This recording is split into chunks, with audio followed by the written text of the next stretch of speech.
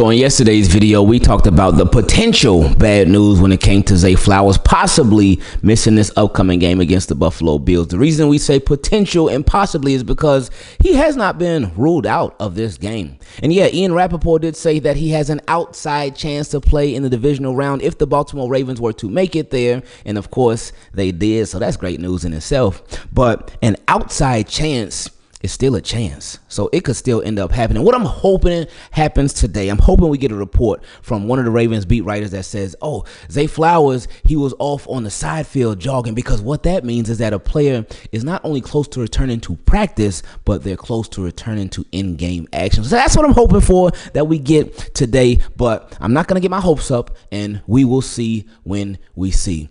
But with the Baltimore Ravens, we got some great things to talk about. One of those things is Diontae Johnson. But what does Diontae Johnson got to do with the Baltimore Ravens? He been long gone, right? Well, he has, but he made the Ravens' decision to release him look a whole lot better. And then we got a real positive update on Lamar Jackson straight from John Harbaugh. We're going to get into all of that. Before we do, make sure you leave a like on the video because we love hearing about great news with our favorite team, the Baltimore Ravens. So click that thumbs up button and also subscribe to the channel and turn them notifications on so you don't miss a single update. Now, tell me where you heard this before. The team gets a win, they celebrating, they happy, they all upbeat, they all like, yeah, we did it, baby, let's go. And then Diontae Johnson is at his locker upset. He's heated, he's frustrated, he's vexed. Why?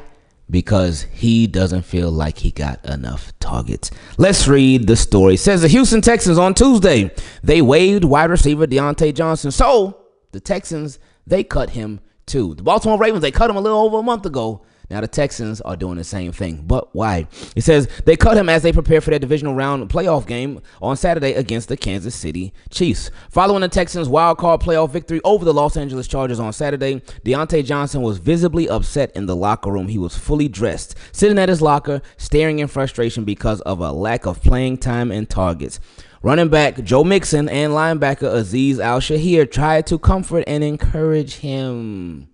Johnson played only 15 out of the Texans' 70 offensive snaps and received only one target. He finished the game with one catch for 12 yards. So, if you take out all the names in this story minus Diontae Johnson, you could literally insert the Baltimore. You could switch him out with the Baltimore Ravens.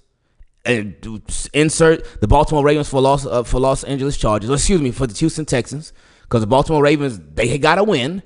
And you can insert for Joe Mixon and Azeez, you could put Lamar Jackson name in there because Lamar Jackson tried to comfort him last time, and it would all be the exact same thing because it's all the same. It's exactly what happened with the Ravens. I remember with Diontae Johnson, when we first acquired him, I was like, okay, I would have preferred they went a different route with the type of receiver that they got, but I'm cool with it. I like it because it makes the depth, the quality depth, that much better. It stay ready so you ain't got to get ready just in case something happens to one of the other guys. You could step in. He's been a number one receiver before, got the experience and whatnot. But we had also heard that Diontae Johnson was not the best teammate. We had heard about his issues with the Pittsburgh Steelers, lack of effort, being a bad teammate, causing scenes. We had heard about his issues with the Carolina Panthers, lack of effort, causing issues, making a scene. But then we're like, oh, he's with the Baltimore Ravens now. Maybe he just need a change of scenery with the Ravens and he will be A-okay. But the same thing ended up happening. And it seemed like the Baltimore Ravens, they were like, oh, we don't want to cut him. We want that comp pick in the future from Diontae Johnson because we know we ain't re-signing him, but somebody's going to end up signing him so we can get that comp pick for him if the deal is big enough. So let's just keep him around. So the Baltimore Ravens, they suspended him after he ain't going to the game. They, for whatever reason, they suspended him and we were like, ooh, okay. They suspended him but not cutting him. Okay, that's something right there. And then they were like, oh, we have mutually agreed that Diontae Johnson is going to be away from the team for this week. So they did that the following week. But then right after that, they were like, you know what? Nope, we are going to cut ties with Diontae Johnson and keep it moving. So I was like, man, it just didn't work out with the Baltimore Ravens. So that stigma of him being a bad teammate, it continues. But then what happened? The Houston Texans, they end up picking him up. And I was like, oh, wow, okay. And it was right before we played them on December 25th. I said, oh, Texans, okay, we see. But the Baltimore Ravens, they had ended up picking up former Texans receiver Steven Sims. So Ravens, they were just as petty. But anyway, so I was thinking, okay, well, fresh start for him with the Houston Texans. All right, he get another opportunity. Wow, look at Diontae Johnson, man. That's something right there. But the same exact thing ended up happening. And what makes this worse is this is a playoff game. Texans, they lost Tank Dell. They lost Stephon Diggs. So they lost some of their top wide receivers. So they brought you in after the fact with both of those guys. So they are a wide receiver needy team. And they still cut Diontae Johnson even after being that. In my opinion, that says a whole lot. A whole lot. And Diontae Johnson, I don't know what it is. It's the craziest thing. But I know the Baltimore Ravens are looking back on that situation like, whew, we made the right decision. Because it also says Diontae Johnson made a scene in the locker room after the game where cigars were literally being smoked. I ain't big fans of that. I know a lot of people like to do that to celebrate. That ain't Teamkeepitclean. But anyway, cigars were literally being smoked and the team was bonding, happy to get a win. And so the Diontae Johnson, he wasn't feeling it. And I get, like, look, you're a wide receiver. You want to be part of the team. You want to be a focal point of the offense. You want to help out. And he did get one catch. But you got to be a good teammate, though, too. And it's such a tough position to be in because I get Diontae Johnson. He probably thinking about his future. He probably thinking about his money. He probably thinking about the bread that he wants to make this offseason as a free agent. But now he's missed out on a potential opportunity to help increase that because, again, he only got a couple snaps the other day against the Chargers. But now you are going to be on an even grander stage against the Kansas City Chiefs with the world. And it's playoffs, so the world is watching. So you're going to be on a grander stage so everybody will get to see, oh, man, that dude Diontae Johnson, he still got it. Potential teams can see, oh, Diontae Johnson, that boy can still play. Oh, look at that effort that he's giving. Even though he ain't getting the ball because they watch everything. They don't just watch when wide receivers get the ball. They watch what wide receivers do when they don't get the ball, too. So now he's messing stuff up for the future. So I don't know what's going to happen with Diontae Johnson. Now, will he get another opportunity? I'm sure he will. Not this year, but, I mean, it's only 8 teams left. But he'll get another opportunity, but it's going to be slim pickings, man. It really is because so many teams they having bad experiences with Diontae Johnson. But with the Baltimore Ravens, I'm sure they are very, very glad that they moved on.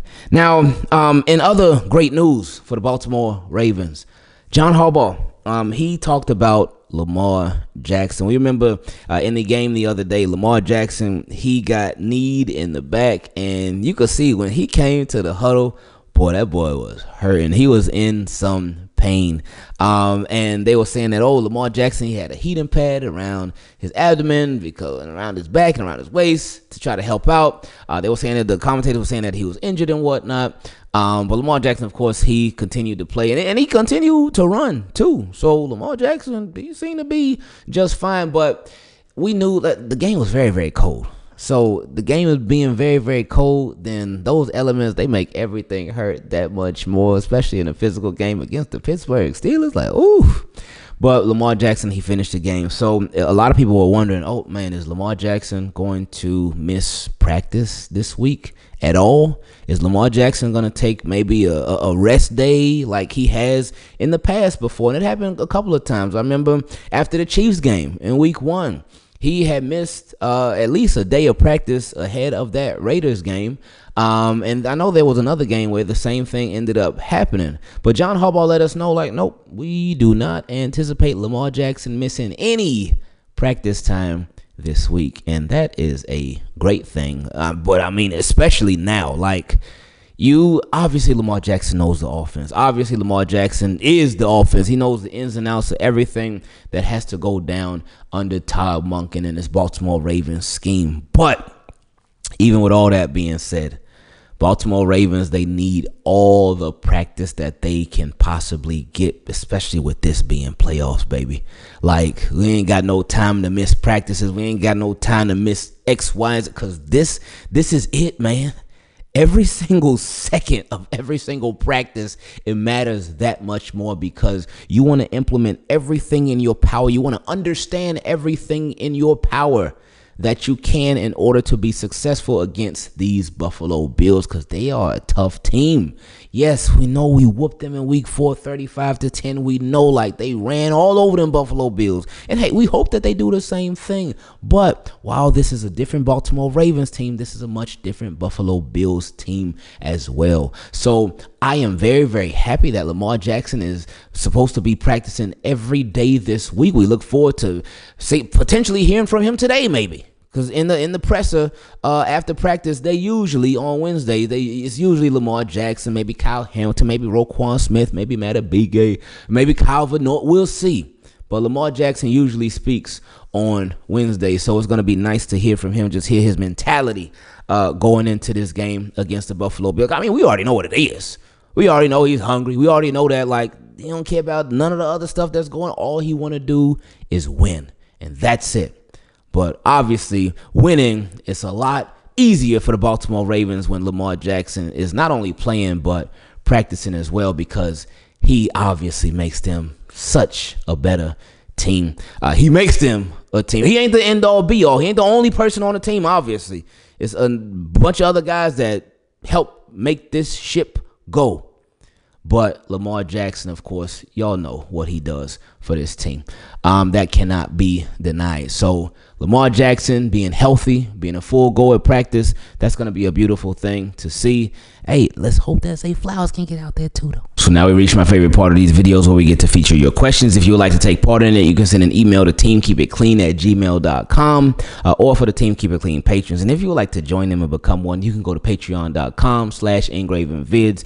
Y'all can send your questions directly in a DM on Patreon.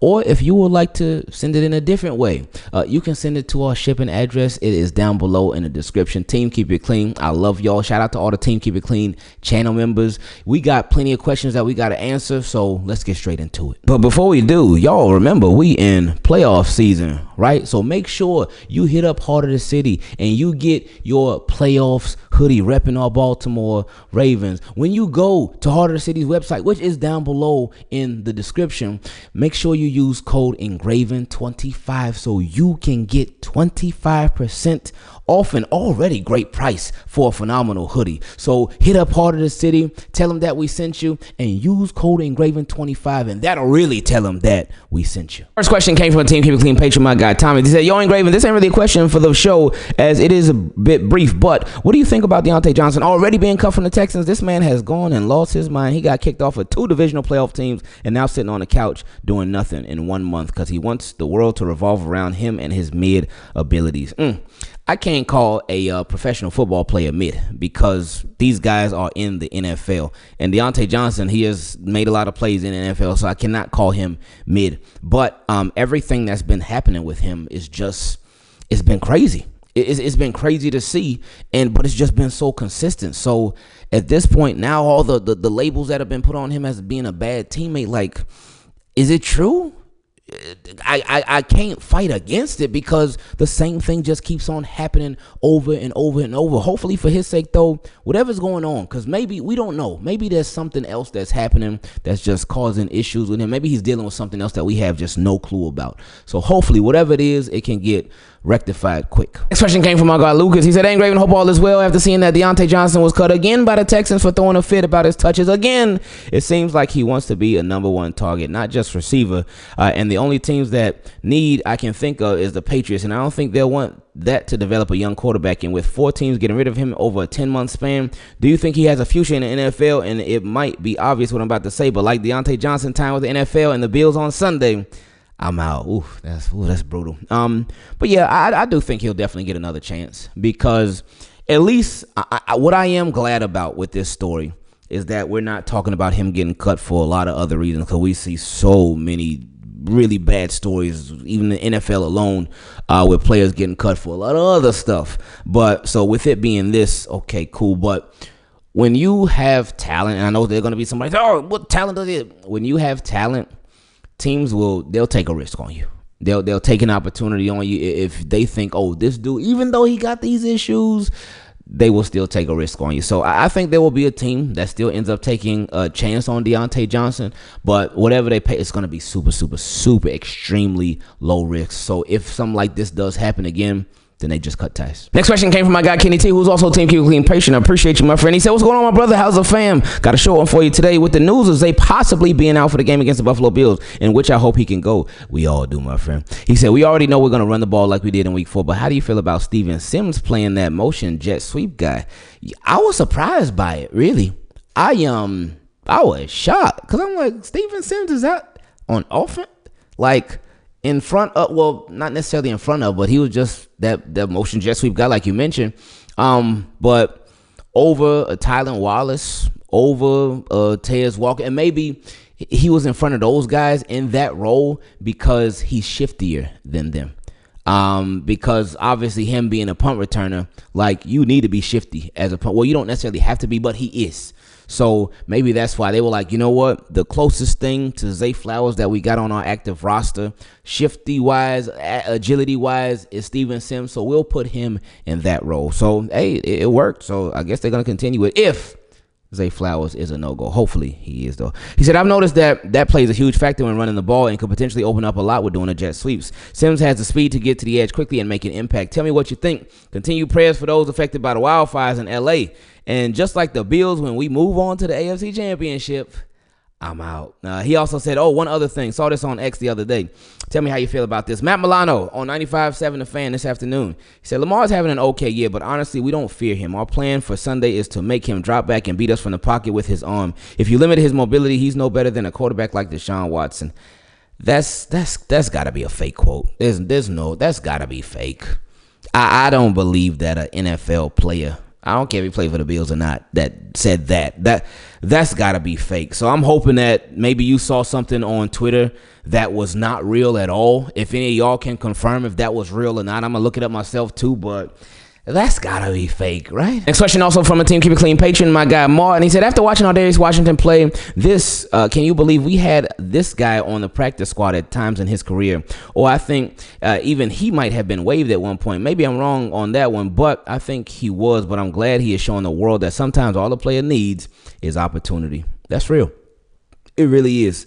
Ardarius Washington, I forget the year he got signed as an undrafted rookie free agent, but I do remember that year the Ravens gave him the biggest bonus of any of their undrafted rookie free agents. And what that means, like, hey, we want you to stick around. Hey, we really like you. Hey, we really think that there's potential for a future with you. But again, you're undrafted free agents. We'll see. Ain't nothing too great, but we'll see.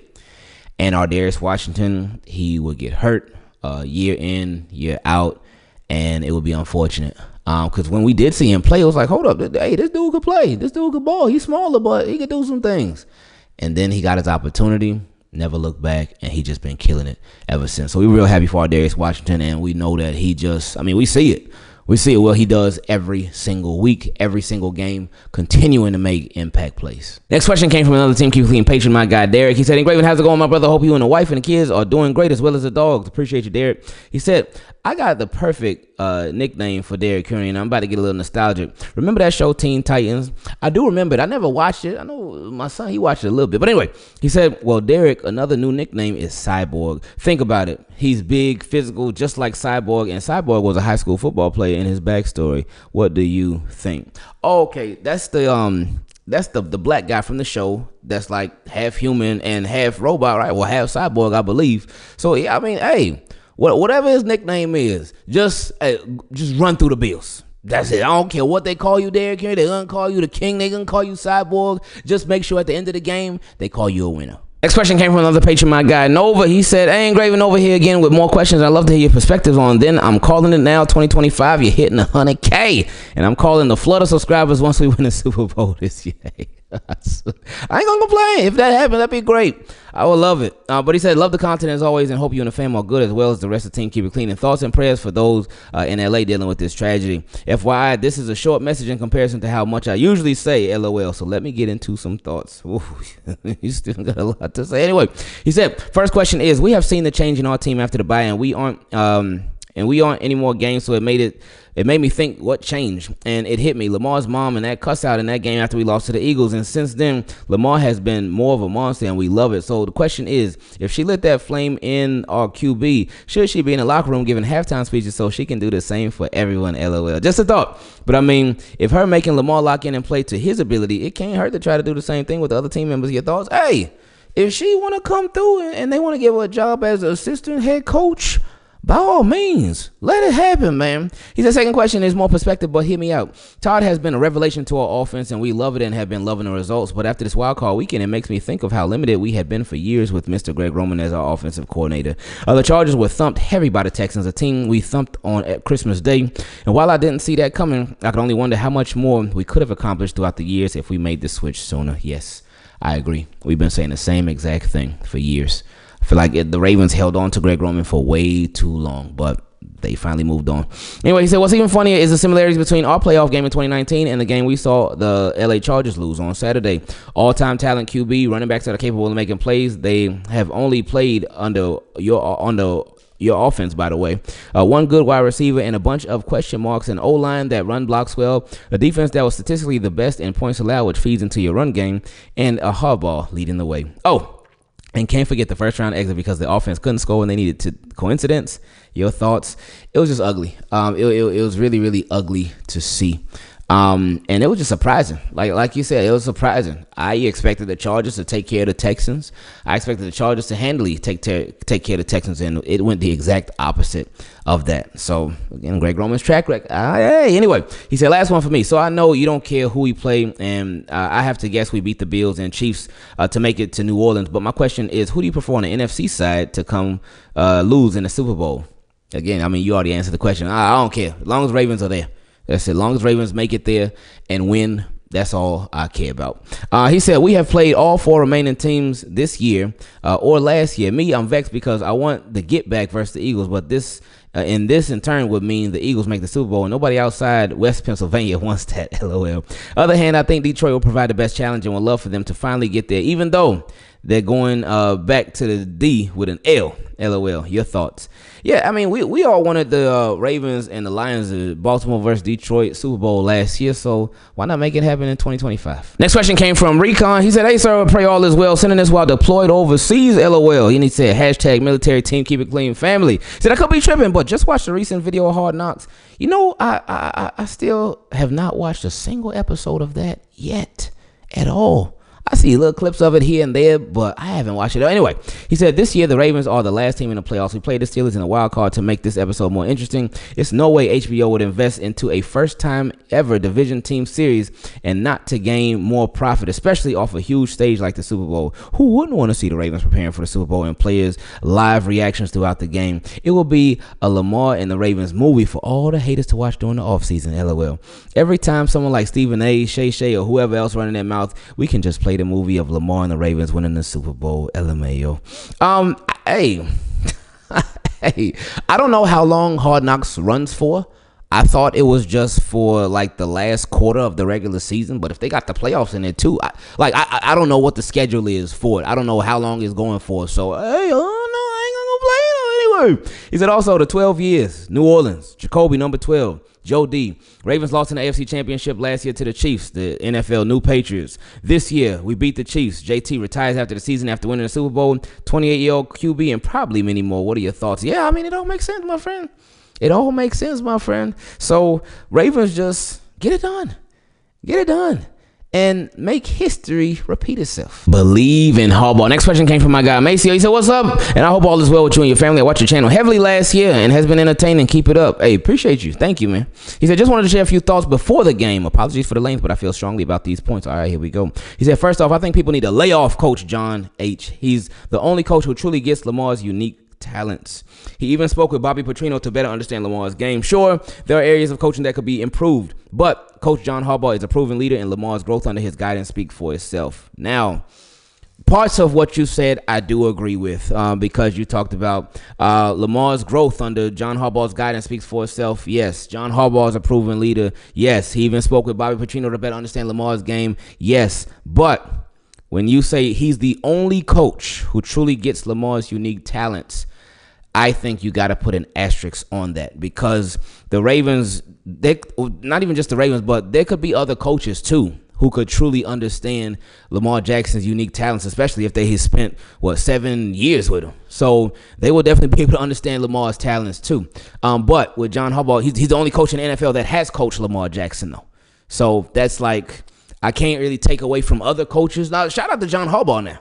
But I can't take away and just put down other coach. Be like, John Harbaugh, the only one that could understand Lamar Jackson. That's only the pushback I would give on that part. Anyway, he said second, keep an eye on Tre'Davious White this game. He's going to be the dark horse. Trey knows Sean McDermott's defensive tendencies, and he has a deep understanding of Josh Allen's mechanics. If you watch closely, Allen loves rolling to his right, but if you send him to the left, his numbers take a serious dip. I believe Trey White is going to make a significant impact this time around. You know what? That's a really good point. I didn't think about that. Trey White, just his understanding of Josh Allen. Because the Ravens, they obviously understood Josh Allen in that week 4 matchup. But again, different teams, different scenario, different atmosphere. But Trey White wasn't with the Ravens in that game. And Trey White was with Josh Allen and he got a lot of love and a lot of respect for Josh Allen. I remember how he spoke about Josh Allen on the Punchline podcast and Marlon Humphrey and Jack Settleman. He spoke very, very highly of Josh Allen and talked about just how good of a guy he was. He always had the teammates over his house and whatnot. But he also talks about how tough it was going against him in practice, but he has that experience, so that experience could help a lot. He said also, Anthony Miller from my hometown of Memphis is getting slept on. He has the ability to be a number one receiver. He was at one point. Oh, yeah, he was in Chicago. I forget about that. He said, and Lamar clearly trusts him as a target. If Flowers is out, I see Miller stepping up big time in this game. He could. Hey, hopefully Flowers is in, but I'm sure they will call up Anthony Miller in this game. Stay ready so you ain't got to get ready. And he has been ready. Whenever he's been called up, he's been ready. And he ain't dropped nothing. He's caught everything thrown his way, and he's looked good in the process. So I'm glad that the Ravens still got him. He said, as for Brandon Stevens, he doesn't need to be benched. The reason he plays is because he's an excellent open field tackler, which Coach John Harbaugh loves. That he is. We always talk about that in them games. Brandon Stevens, excellent tackler. Excellent. Like, he does everything well except get his head turned around, except make a play on the ball.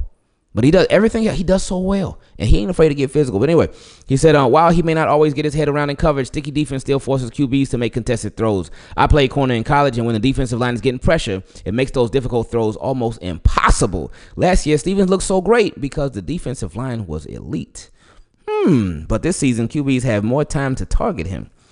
Could that be it? Because y'all know I've been wondering, like, what happened with Brandon Stevens? Why the dramatic fall off? Could it be because we're not getting nearly as much pressure as we used to? He said if the D-line can get back to its disruptive ways, Stevens will be able to make the adjustments needed. That will certainly help a whole lot. But my thing is, even with the defensive line, them not being the best in the world, they can be up and down at times, just like the offensive line. But what about the other corners too, though? Like Marlon Humphrey, he ain't looked nearly as bad as Brandon Stevens. Like even Nate Wiggins. He did give up his first touchdown of the season last week, but over this season he ain't looked as bad as Brandon Stevens. So what's the issue there? And he said finally, I believe Ardarius plays just like Bob Sanders did during the Colts Super Bowl run in 2006. The similarities are striking when you look at his style of play. Yeah, flying around, very physical. A smaller safety, but very, very physical and ain't afraid of nothing. Yeah, that was Bob Sanders. Bob Sanders will knock somebody out. Number 21 for the Colts. He would knock somebody out. He said, sorry for the lengthy message, but that's all I've got for now. No, Maceo, I appreciate you sending this in. Next question came from my guy, Terrence. He said, hey, Ingravenvids, just saw the news on Diontae Johnson being cut from the Texans due to him being upset about lack of targets. The same reason he left the Ravens. Well, I can't say he left the Ravens. Ravens left him. They say, get on up out here. But anyway, I get you. He said, I know he's clearly showing he's not much of a team guy and may have had a temperament. But one of the reasons I have had an issue with the idea of bringing another top tier wide receiver into this wide receiver room is for that very reason. Too many mouths to feed. It wasn't just Diontae. I believe Zay mentioned something about his lack of touchdowns, and Bateman has said something a day or two before Diontae about his lack of opportunities. Now, I wonder with the Bateman one, because I know exactly which one you're talking about. I wonder if that was maybe like a little shot at Diontae potentially. I don't know, but maybe it wasn't, because you remember after the Texans game, like all them boys, they were hugging Diontae Johnson. Hey, what's up, man? Like, what's good, man? They were like really showing him love, so they didn't have an issue with him. But just business, man. Business got in the way, and well, you know the rest of the story. He said but was Zay Flowers? Yeah, was Zay Flowers? It was after the Raiders game, I believe. where Zay Flowers was complaining about. He said something on Twitter. I forgot what he said, but I do remember it. He said, with all this evidence of there being a potential issues with too many mouths to feed, especially on a team like the Ravens, where it's not just wide receivers, has your mind changed at all? If not, why? That's a really, really good question. I appreciate that. I would say no. I think it all just depends on the player, because you look at the Baltimore Ravens right now, and they have a Zay Flowers. Hopefully he can be healthy this game. They have a Rashad Bateman, 2 first-round picks at wide receiver. Then you also have a Mark Andrews. You have an Isaiah Likely. And right there, off rip, like, those are 4 very talented pass catchers, especially Mark Andrews being one of the best in the league at his position. And Isaiah Likely, he's one of the best in the league at his position as well. And Zay Flowers and Rashad Bateman are really good as well. And you look at the Ravens pass game, and there are plenty of games where one of those guys will go off, even 2 of those guys will go off, but the other 2 may have like 1, 2 catches. But hey, do you see them complaining? Well, frequently, no, you don't. You don't. I have never once seen Isaiah Likely complain at all. I've never seen Mark Andrews complain at all. We remember Rashad Bateman, and then Zay Flowers, yeah, that Raiders game, but. Overall, those guys are normally not complaining. They're not over here doing the tweets, taking it to the media. They're not doing none of that. So I think I'm still all for bringing in more talent, upgrading your talent, but it obviously has to be the right person, because the right person knows how. Hey, like, they want the ball, of course. They're wide receivers, they're pass catchers. They want to be involved for sure, but they also got to be a good teammate. Look, Keaton Mitchell. Look at Keaton Mitchell. Remember everything Keaton Mitchell, and obviously it's a different position, but remember everything Keaton Mitchell did last year? Keaton Mitchell was amazing for the Ravens. Like, we loved it. And we were thinking, oh my goodness, especially when we signed Derrick Henry officially. We're like, oh my God, Derrick Henry, Justice Hill, and Keaton Mitchell. Oh, it's going to be crazy. We ain't seen nothing from Keaton Mitchell yet on offense. Nothing. And we know what he can do. We know what the potential is. We know he still got it. And he's healthy too. We ain't seen nothing. But how many, and not, we know he's not an established veteran or anything like that the Ravens brought in, but still, how many times have we seen him complain? And I know it's different. That's a little more like trick, because again, he was an undrafted rookie free agent last year. It's different from bringing in a veteran. But even I can't really use Odell Beckham Jr. because he wasn't what he once was when the Ravens brought him in. But even still with it, what he had 35 catches last year though. So he could have complained, but he was hurt a lot. He missed a lot of time too. So, but no, I would still be for bringing on more talent and still upgrading.